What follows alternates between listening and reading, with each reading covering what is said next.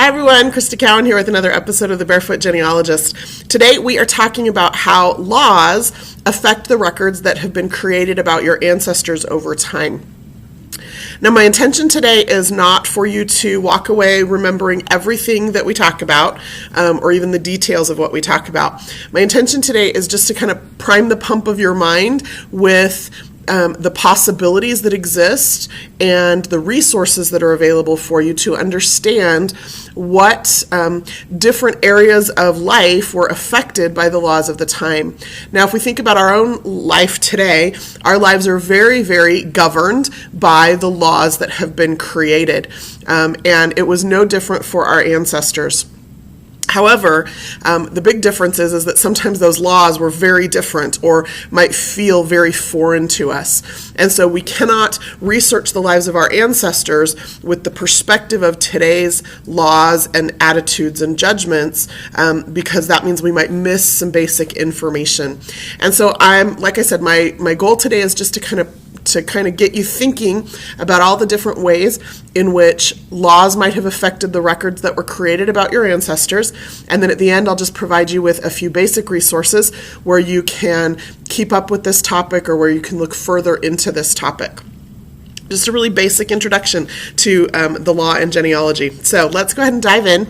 I'm going to start with an example that most of you are familiar with, just so that we can make sure we're all on the same page and that we all understand kind of what we're talking about. The U.S. Federal Census, it's a record set that hopefully most of us are very familiar with. The law governs that or dictates that the U.S. Federal Census is taken every 10 years on the zeros. So, starting in 1790, 1800, 1810, 1820, and so on, every 10 years, that census has been taken right up through 2010.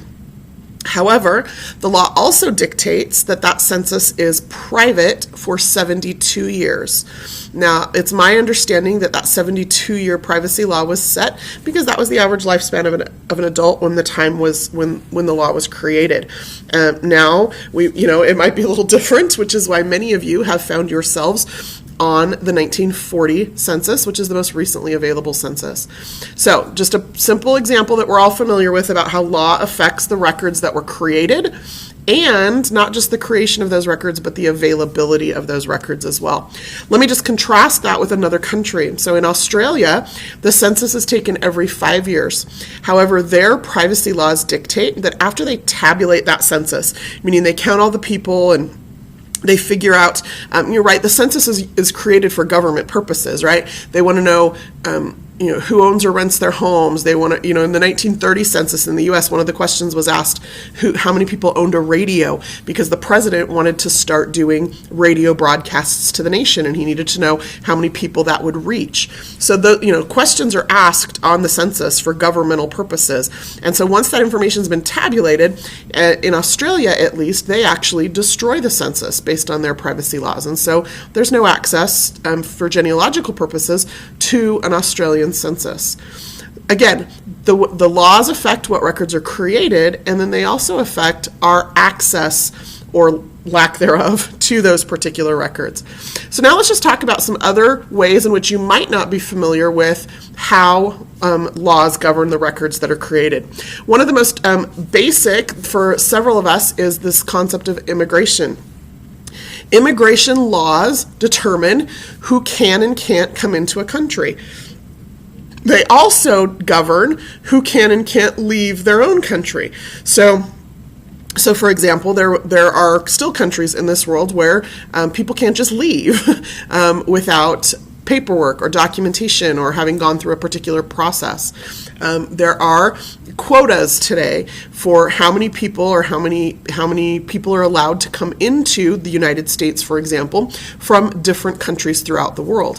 Now, that was not always the case. Those laws have not always existed, nor have they always existed in the current incarnation that we know them as. So over time, those laws have changed, and we need to know what those laws were at the time our ancestors were coming into the country so that we know how they may or may not have been affected by them.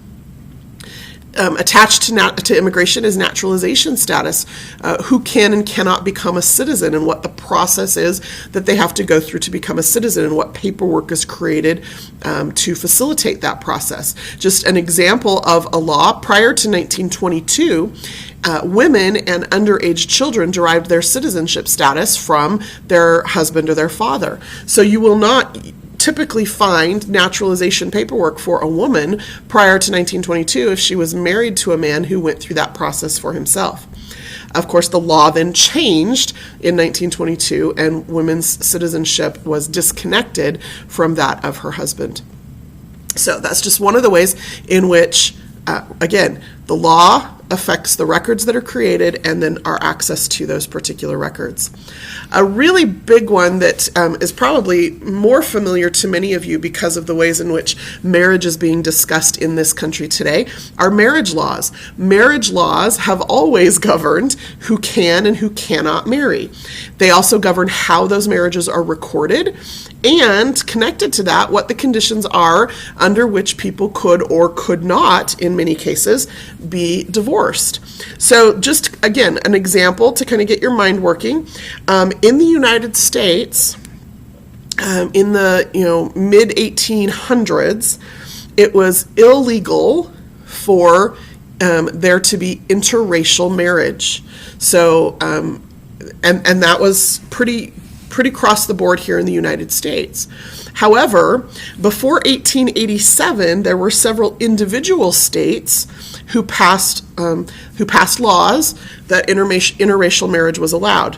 Massachusetts, Pennsylvania, Illinois, Kansas, New Mexico, Washington, those are just a few that come to mind immediately, were some of the states who prior to 1887 passed laws that allowed interracial marriage. So let's think about that for just a minute in the context of genealogy. If you have an interracial couple in your ancestry, and they have always lived in Georgia, they lived in Georgia, they always lived in Georgia, you cannot find a marriage record for them in Georgia. Well, maybe you can't find a marriage record for them in Georgia because interracial marriage was not legal in the state of Georgia until 1967. And so maybe they went somewhere else to be married. And so you have to look in another state for that particular marriage record. That's one of the ways in which the law and the records that are created and the access to those records affects how we do our family history research. So you have to kind of think about what those things are. There are certainly circumstances today where that's the case, where sometimes people have to go to a different state to get married. And it's not just about interracial marriage, or sometimes it's about the legal marriage age, right? So that the legal marriage age is controlled still in the United States at a state level. So every state has different laws and has throughout time about how old you have to be in order to get married. Not just, some of us may just think, oh, well, you have to be 18 or you have to be 21. No, that's not always the case. There are some states still in the United States where you can get married as young as 14 years old. You have to have parental consent, but you can get married as young as 14. There are some states where you have to be, you can get married without parental consent between 16 and 18. Again, that law varies by state. And so you have to know what the law is, because if your ancestor was living in a state and you can't find a marriage record for them, maybe they went across the border to another state. One of the reasons Las Vegas is such a popular marriage destination is because there's no waiting period. Again, a law that affects the records that are created and the lives of our ancestors. In Nevada, there's no waiting period from the time you get your marriage license to the time you can be married. And so a lot of people go there for what we call quickie marriages, and there was a time when it was also a quickie divorce circumstance. So again, how those laws are created affect the records that are available. Now, this might be getting into an area where some of you are a little bit less familiar, and that is inheritance law. And inheritance law is important because, for a lot of reasons. When you get prior to the 1850 census in particular, where you need to make sure that you understand how families are connected, probate records are the single richest source of familial information and relationship information that allow genealogists to tie families together. And so inheritance law, as it was laid out by state or by county, is really important to understand. Now, there are two words that are most frequently connected with inheritance law, and those words are testate and intestate. Testate means somebody died with a will, which means they wrote a will. They declared exactly who received what of their property, okay? And that's great. Wills are excellent legal documents that allow us to learn more about our family history. There's another circumstance, which is intestate, which means that someone died without a will. And now you may think that your family doesn't really, you don't really need to know about this because your family were always poor dirt farmers, right? And you might be surprised at what property they may or may not have owned. Even if they didn't own land, there is other property or possessions that they may have had that they may have felt necessary to determine the inheritance of. Now, the reason that some people created a will was because they wanted the inheritance, they wanted to determine the inheritance different than the laws of the day. Sometimes, if somebody dies without a will or they die intestate, what happens is the laws of that location govern who inherits something. And again, those laws are different throughout time. There was a time when the oldest son always inherited everything. In the United States, that's actually the only federal law governing inheritance has to do with that law of the oldest son inheriting. They did away with that. However, at a state level, the laws are different. Sometimes it's equal share to all immediate descendants or all immediate relatives. Sometimes it is if a spouse is living, automatically everything goes to her or him, I guess. So the laws are different in different places, and so you need to know what the law is in your state and what it was at the time that your ancestor lived there, so that you know if they died with or without a will, what records might have been created. A will is a record, but court documents, when somebody dies intestate, sometimes are even better because you end up with detailed affidavits about who's related to who and when people were married and when people were born, and detailed descriptions of the property and lots of really, really rich records. And most often those are going to be held at a county level because it was managed by the county courts. Okay, kind of related to that, but a separate issue, are the laws governing property ownership. So there were times in this country when certain people could not, by law, own property. And so our ancestors, in all of their creativity, sometimes found ways around those laws. And when they would do that, there are paper trails, there are legal documents that are very often created. There are laws that govern how property can be transferred or sold. And again, documents are created through that process as property is transferred to family members, as property is sold off in parcels or groups, inventories that have to be taken, Taxes on property are laws that govern, again, records that are created. And then even things like foreclosures and liens, when there are tax issues or when there are debt issues, you end up with things like liens put on property, records are created. Foreclosures put on property, records are created. All of that, again, is governed almost always at a state level here in the United States, but the records most typically are kept at a county level where those events occurred. Now, a big one for a lot of you are adoption laws, and it's really interesting to me. I get a lot of adoption questions, and so I've done a little bit of research into adoption. As a matter of fact, just a couple weeks ago, I was researching New York adoption law, and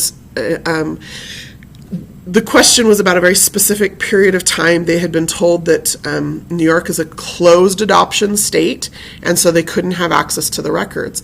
Well, it turns out that the adoption that they were looking into occurred in 1917, and the state of New York did not have closed adoptions as a law on the books until 1937 or 39, if I remember correctly.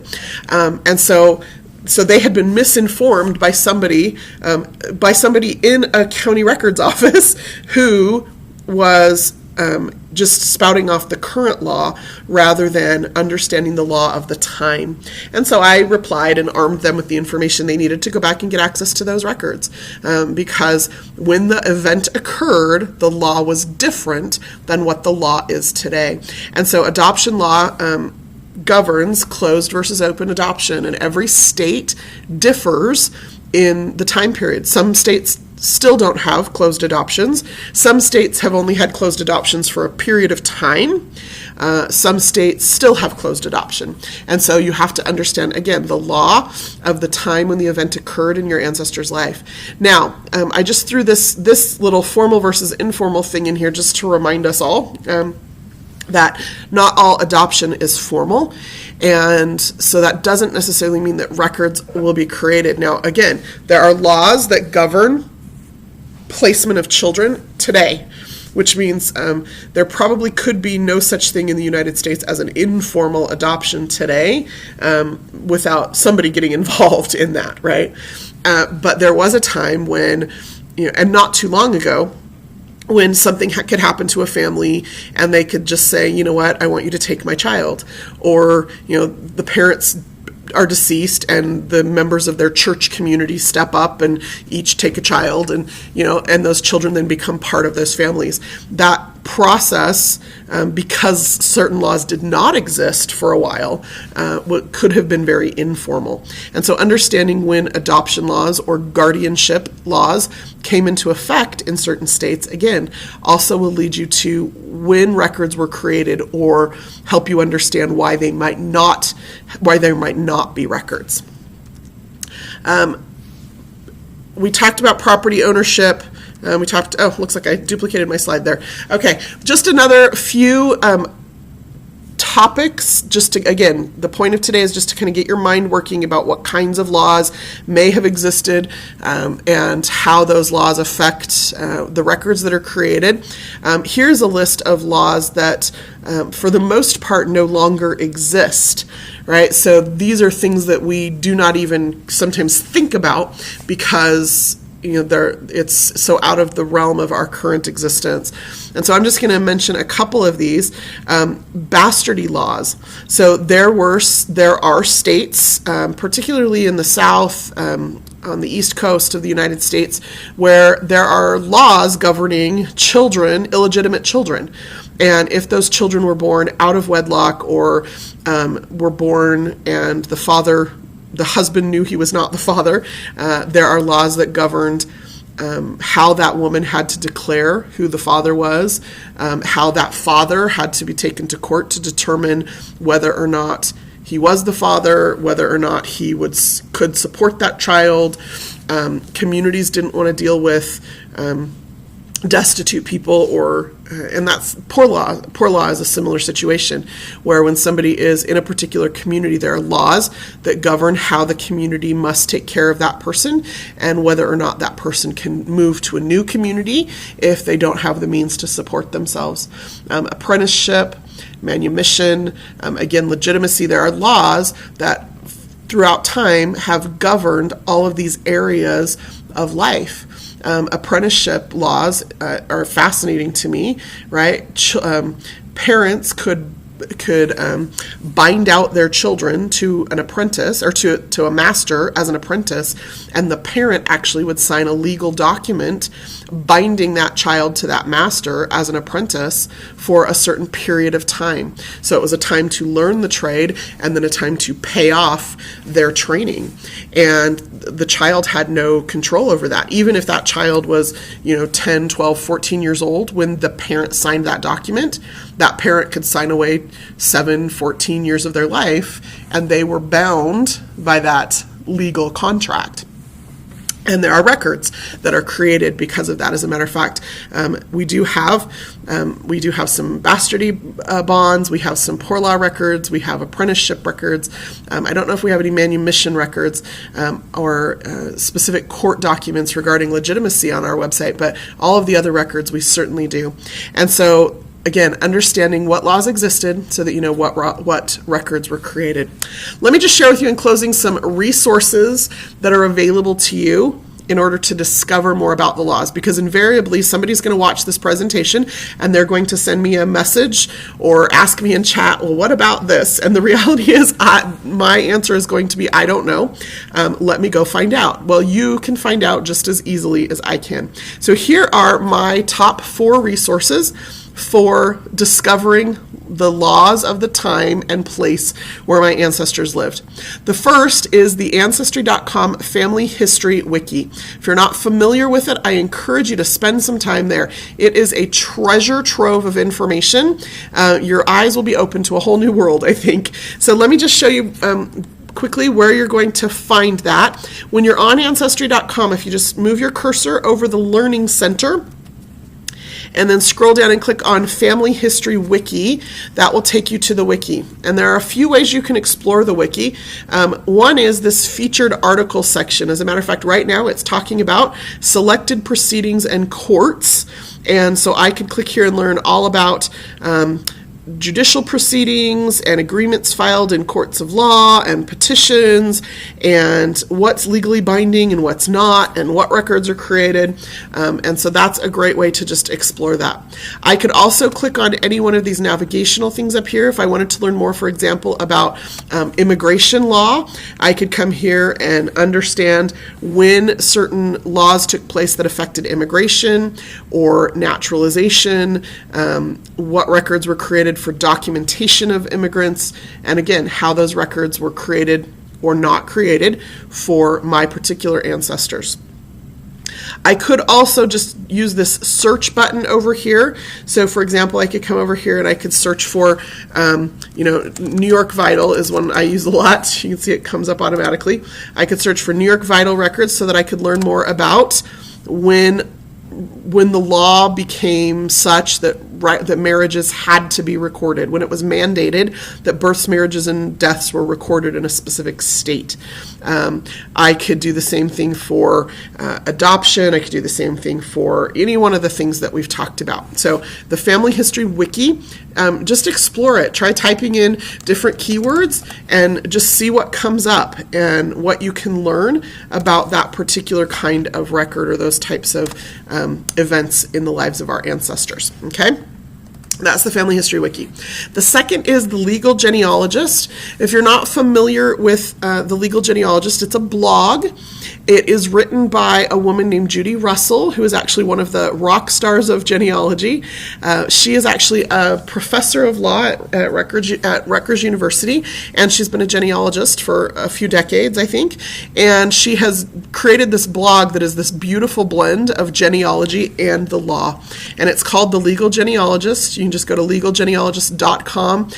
There's Judy's cute face and her biography.